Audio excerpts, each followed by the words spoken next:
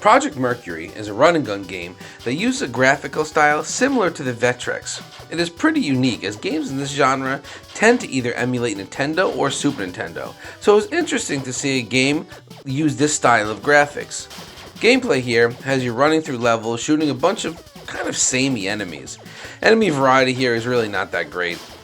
There are these floating blobs, little creatures that run at you, flying wasps, and little alien dudes that either run or fly at you, and that's about it. You kind of see the same enemies throughout the whole game.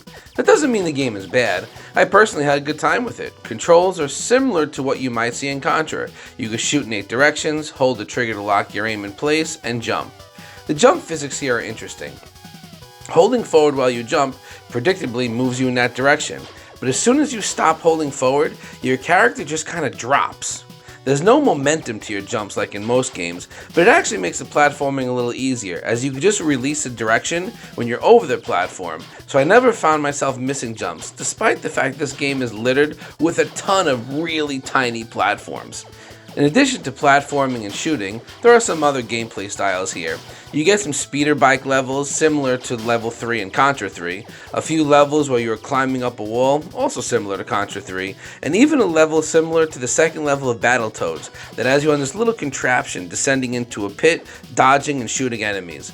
All of these sections were well done and did a nice job of breaking up the gameplay. You can unlock different weapons and upgrades as you go. Nothing too crazy, just extra ammo, a spread shot, and a laser. Your special weapon ammo is extremely limited, so your best bet is to just save it for the boss. Every level ends at a boss encounter. The bosses do repeat in the later half of the game, but they are harder and have some extra forms and attacks. And the boss patterns can be pretty tricky, but I also found that if I made it to them with full health, I was able to just kind of brute force my way through most of the encounters. It's a relatively short game. A playthrough probably isn't going to take you more than 2 hours, but I had fun with it. It's not going to take the throne away from Contra or Iron Meat, but it costs $1 on Steam. So for that price, if you're looking for a decent run and gun game with a cool graphical style, it's definitely worth checking out.